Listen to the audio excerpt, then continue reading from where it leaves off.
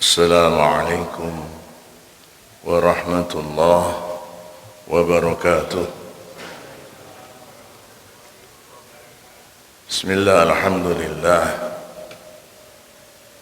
Alhamdulillahilladzi khalaqal mauta wal hayata liyabluwakum ayyukum ahsanu amala wa huwal azizul ghafur.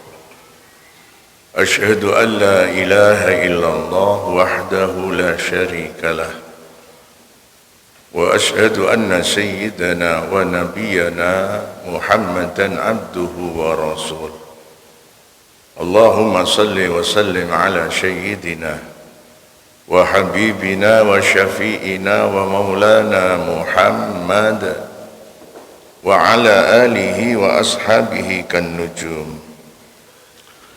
Amma ba'du, hadratil kiram, para alim, para ulama, para bapak, para ibu, jamaah salat isya wa salat tarawih yang dirahmati Allah subhanahu wa ta'ala. Patut kita bersyukur kepada Allah. Di tahun ini Allah subhanahu wa ta'ala mempertemukan kita dengan bulan yang penuh rahmat, bulan yang penuh mahfirah, bulan yang penuh berkah, bulan Ramadan. Kita berharap mudah-mudahan di bulan Ramadan ini kita bisa memperbaiki amaliyah di dalam bulan Ramadan tahun yang lalu yang mungkin masih ada kekurangan, yang bisa jadi ada kesalahan-kesalahan atau ketidaksempurnaan. Maka kita nawaitu tahun ini kita berupaya, berikhtiar untuk menyempurnakan amalan-amalan bulan Ramadan sehingga kita bisa betul-betul menjadi muttaqin. Karena kita tidak tahu apakah Ramadan ini Ramadan terakhir atau tidak. Tidak ada satu manusia pun, tidak ada satu kekuatan pun yang bisa memberikan jaminan bahwa kita di tahun depan bisa ketemu dengan Ramadan. Meskipun kita tetap berharap kepada Allah, mudah-mudahan ini bukan Ramadan terakhir kita. Mudah-mudahan tahun depan kita juga dipertemukan dengan bulan Ramadan. Para bapak hadirin rahimakumullah,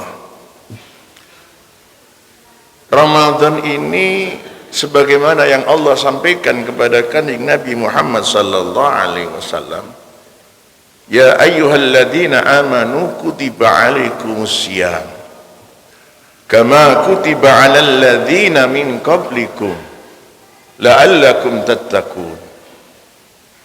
Kita semua umat Muhammad diberi kewajiban oleh Allah, dan kewajiban ini turun di saat tahun kedua bulan hijrah, bulan hijriah, ketika Rasulullah ada di Madinah.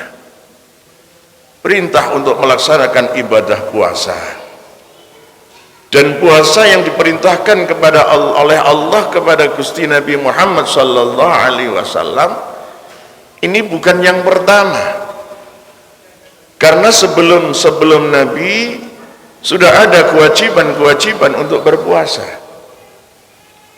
Yang pertama kali kewajiban berpuasa itu Allah perintahkan kepada Nabiullah Adam alaihissalatu wassalam. Ketika Nabiullah Adam alaihissalatu wassalam karena satu sebab Allah subhanahu wa ta'ala menurunkan Nabiullah Adam dari surga ke bumi. Nah, ketika turun ke bumi ini Nabiullah Adam alaihissalatu wassalam, karena ibarat di surga itu bagaikan dalam masjid kayak begini, mungkin lebih, yang jelas lebih indah, lebih bagus, lebih sejuk. Dan ketika diturunkan ke bumi, Nabiullah Adam kena sengatan matahari, sehingga seluruh tubuh Nabiullah Adam ini bagaikan hangus, hitam.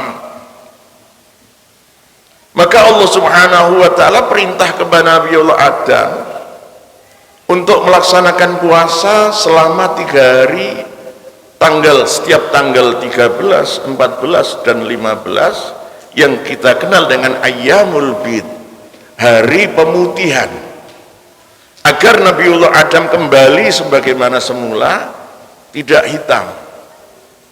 Maka Nabiullah Adam pun berpuasa selama 3 hari. Hari pertama, maka tubuh Nabiullah Adam itu sepertiganya sudah memutih, tinggal 2/3-nya. Hari kedua 2/3-nya sudah putih, sampai hari ketiga semuanya sudah putih. Maka barangkali kita, khususnya ibu-ibu, kalau mau pemutihan barangkali tidak perlu datang ke dokter, cukup laksanakan puasa ayyamul bid, insya Allah putih dalam pengertian cerah, ada rahmat dan ridho serta mahfirah Allah subhanahu wa ta'ala. Itu pertama kali perintah Allah untuk melaksanakan puasa. Dan kita sekarang oleh Nabiullah Muhammad sallallahu alaihi wasallam disunnahkan untuk puasa ayyamul bid, karena apa yang dilakukan oleh Nabiullah Adam itu juga dilakukan oleh Nabi Muhammad sallallahu alaihi wasallam setiap tanggal 13, 14 dan 15. Yang kedua, Nabiullah Nuh. Kita tahu Nabiullah mendapatkan ujian yang luar biasa. Tidak cuma menghadapi tantangan dari kaumnya, tapi justru dari keluarganya sendiri, dan itu adalah anaknya Kan'an, yang sama sekali tidak percaya tentang kenabian Nabiullah Nuh, tidak percaya dengan mukjizat-mukjizat yang dimiliki oleh Nabi Nuh, sampai akhirnya Nabiullah Nuh diuji oleh Allah dengan umatnya banjir bandang. Dan ketika banjir bandang inilah Nabiullah Nuh, setelah sebelumnya ada isyarat untuk membuat sampan, dan dibuatlah sampan oleh Nabi Nuh, dan akhirnya terjadi bandang yang walaupun ketika membuat sampan ini Nabiullah jadi ejekan orang-orang masyarakat sekitar umatnya, orang-orang hujan, orang-orang panas kok gawe perahu, apalagi di padang pasir yang sangat tidak mungkin ada banjir. Tapi toh akhirnya terbukti, dan sampai anaknya pun diminta untuk naik, tidak mau, bahkan sampai naik ke atas bukit, dan oleh Nabiullah Nuh dikejar untuk diselamatkan. Tapi sekali lagi takdir qadarullah, Kan'an memang harus keluar dari syariat Nabiullah Nuh, tidak bisa terselamatkan. Nah, selesai dari banjir bandang inilah wujud syukur kepada Allah. Sebagai rasa syukur kepada Allah, Nabiullah berpuasa. Sehingga puasa Nabiullah Nuh tidak cuma sekedar sarana untuk mendekatkan diri kepada Allah, tapi bagian rasa syukur kepada Allah, berterima kasih kepada Allah subhanahu wa ta'ala. Yang ketiga adalah Nabiullah Musa. Ketika Nabi Muhammad sallallahu alaihi wasallam hijrah ke Madinah, Nabiullah Muhammad sallallahu alaihi wasallam mendapati orang-orang Madinah Yahudi, umatnya Nabiullah Musa ini tiap tanggal 10 Muharram itu berpuasa. Tiap tanggal 10 Muharram berpuasa. Ditanya oleh Rasulullah Muhammad sallallahu alaihi wasallam, apa yang membuat engkau tiap tanggal 10 Muharram kalian berpuasa? Dan mereka menjawab, ini adalah ajaran Nabiullah Musa alaihissalatu wassalam, dan wujud syukur terima kasih kepada Allah diselamatkannya Nabiullah Musa dari kejaran Raja Fir'aun yang bengis dan kejam. Maka Nabiullah Musa memerintahkan kepada dirinya dan seluruh umatnya berpuasa tiap tanggal 10 Muharram. Dan Nabiullah Muhammad menyampaikan ke sahabatnya, ini justru kita umat Islam yang lebih berhak untuk melaksanakan puasa 10 Muharram. Maka Nabiullah Muhammad sallallahu alaihi wasallam memerintahkan untuk puasa tanggal 10 Muharram. Cuman oleh Nabiullah Muhammad, supaya tidak sama dengan orang-orang Yahudi, Nabi Muhammad memerintahkan agar tanggal 9-nya puasa yang dikenal dengan puasa Tasu'a, dan tanggal 10-nya adalah puasa Asyura. Maka Rasulullah Muhammad sallallahu alaihi wasallam sebagai khatamul anbiya wal mursalin, apalagi umat Muhammad sallallahu alaihi wasallam yang hidup di akhir zaman menghadapi tantangan yang luar biasa. Ibarat dosa itu jare wong Jawa nyepak nyandung. Kalau untuk berbuat dosa bagi umat Muhammad tidak lagi kita perlu keluar rumah, cukup ada dalam satu kamar 3x3 meter persegi, maka umat Muhammad bisa melakukan dosa dan kemaksiatan, bahkan bisa memprovokasi umat, bisa memprovokasi massa untuk berbuat maksiat kepada Allah. Ini yang membuat Rasulullah Muhammad sallallahu alaihi wasallam, karena saking cintanya kepada umatnya, maka Allah memerintahkan kepada Rasulullah Muhammad sallallahu alaihi wasallam diberi kewajiban untuk melaksanakan puasa. Dan bagi umat Muhammad sallallahu alaihi wasallam, puasa 1 bulan penuh yang ada di dalam bulan Ramadan. Dan Rasulullah Muhammad sallallahu alaihi wasallam menyampaikan, man shoma ramadhana imanan wa ihtisaban ghufira lahu ma taqaddama min dhanbihi wa fi riwayatin wa ma ta'akhkhar. Siapa di antara umatku yang mau berpuasa 1 bulan penuh Ramadan dengan niat imanan, karena percaya kepada Allah, yakin bahwa ini adalah perintah Allah, dan puasa dilakukan semata-mata karena ikhlas mukhlisan lillah, sebagaimana dalam sebuah hadits qudsi, Muhammad as-saumu li, puasa umatmu itu untuk aku, karena implementasi dari kepercayaan kepadaku, maka aku sendiri nanti yang akan memberikan ganjaran, memberikan pahalanya. Wa ana ajzi bih, aku Muhammad yang memberikan pahalanya. Maka iman kepada Allah, wahtisaban, dan berharap reward dari Allah, mendapatkan balasan dari Allah, dan hanya berharap kepada Allah subhanahu wa ta'ala. Kata Rasulullah Muhammad sallallahu alaihi wasallam, ghufira lahu ma taqaddama min dhanbi, kita dimaafkan oleh Allah dosa setahun yang lalu dan setahun yang akan datang. Maka bisa kita bayangkan bahwa Ramadan ini adalah sebuah proses agar kita betul-betul bisa menata diri kembali kepada kefitrahan kita, sehingga ketika kita bisa melaksanakan puasa Ramadan, maka fa insyaallah dosa-dosa apapun kepada Allah subhanahu wa ta'ala akan dimaafkan. Karena itu Allah memberikan penghormatan yang luar biasa bagi orang-orang yang suka berpuasa, khususnya di dalam bulan Ramadan. Itu ada satu pintu khusus yang namanya pintu Rayyan, yang dimana umat Muhammad sallallahu alaihi wasallam yang ahli puasa, shaimin fi syahri Ramadan, itu langsung dijamu oleh Allah subhanahu wa ta'ala lewat pintu Rayyan yang langsung menuju arusnya Allah, singgasana Allah subhanahu wa ta'ala. Ini yang luar biasa yang Allah janjikan kepada umat Muhammad sallallahu alaihi wasallam. Maka di saat kita masuk Ramadan, tidak ada amalan yang lebih indah yang kita amalkan, yang kita lakukan, kecuali munajat kepada Allah, wujud munajat kepada Allah dengan rukuk, sujud, laksanakan sholat taraweh, yang itu hanya ada di dalam bulan Ramadan. Jangan sampai kita tidak melaksanakan sholat taraweh. Termasuk juga tahlil Quran,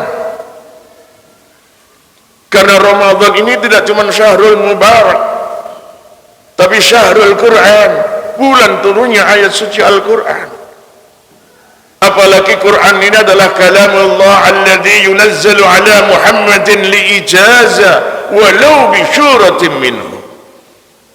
Apalagi kita tahu Quran ini adalah kalamullah, kalam Allah, alladhi yunazzalu ala Muhammadin, yang Allah turunkan kepada baginda Nabi Muhammad sallallahu alaihi wasallam liijazah, untuk senjata Kanjeng Nabi Muhammad sallallahu alaihi wasallam dan umatnya, walau bisyuratin minhu, walaupun cuma satu ayat. Makanya Nabiullah Muhammad sallallahu alaihi wasallam dawuh, iqra'ul Qur'an fa innahu ya'ti yaumal qiyamah syafi'an li ashabi. Bacalah Al-Qur'an, apalagi dalam bulan Ramadan. Karena nanti Al-Quran yang kita baca, apapun ayatnya, asal Al-Quran, bukan ayat Al-Quran surat alkohol ayat 2 botol, tidak, tapi ayat Al-Quran kita baca, maka nanti ayat Al-Quran ini sebagai makhluk Allah di saat yaumil qiyamah, yaumul la dilla illa dillallah, tidak ada pertolongan kecuali dari Allah. Maka Al-Quran ini akan mencari sahabatnya ketika di dunia yang biasa baca ayat apapun, maka dia akan datang mencari kita dalam rangka untuk apa? Memberikan syafaat, ngawal. Maka kita bisa pastikan kalau perjalanan kita menuju mizan menghadap Allah dikawal oleh ayat suci Al-Quranul Karim, maka fa insyaallah kita akan selamat dari siksa Allah subhanahu wa ta'ala. Maka bisa bayangkan kita akan mendapatkan ridha dan maghfirah Allah karena Al-Quran yang ada di depan kita. Dan kalau Al-Quran ada di depan kita, tidak cuma Quran, Rasulullah Muhammad sallallahu alaihi wasallam pun akan mengawal kita. Mudah-mudahan ma'asyiral muslimin, kita di Ramadan ini mampu meningkatkan amal ibadah, mensyukuri nikmat Allah yang diberikan, apapun takdir Allah atas kita. Bagaimanapun situasi kita saat ini atau hadapi apapun, maka kita patut bersyukur kenikmatan yang luar biasa. Kita ketemu dengan bulan Ramadan. Tidak ada kebahagiaan bagi orang yang beriman kepada Allah, tidak ada kebahagiaan bagi umat Muhammad kecuali bisa ketemu dengan bulan Ramadan, karena bisa melakukan transaksi langsung dengan Allah subhanahu wa ta'ala. Hal adullukum ala tijaratin tunjikum min adabin alim tu'minuna billah. Maukah kita bertransaksi dengan Allah yang kita akan diselamatkan dari azab Allah yang maha pedih, sangat pedih, baik azab dunia apalagi nanti azab akhirat. Maka kata Allah, imanlah, yakinlah dengan Allah dan Rasulullah Muhammad sallallahu alaihi wasallam. Dan di saat Ramadan dan kita siap untuk melaksanakan puasa dan kita siap tarawih, siap melaksanakan amalan-amalan Ramadan, qiyamul lail, talil Quran, hafidil lisan, mud'imul ji'an, maka berarti kita percaya kepada Allah, percaya kepada Rasulullah Muhammad sallallahu alaihi wasallam, dan kita sedang bertransaksi dengan Allah. Maka kita insya Allah diselamatkan oleh Allah, kita, keluarga kita, anak-anak dan dzurriyyah kita dari azab Allah, baik azab dunia terlebih nanti di yaumil qiyamah. Wallahu muwafiq ila aqwamit thariq. Summa assalamu alaikum warahmatullahi wabarakatuh.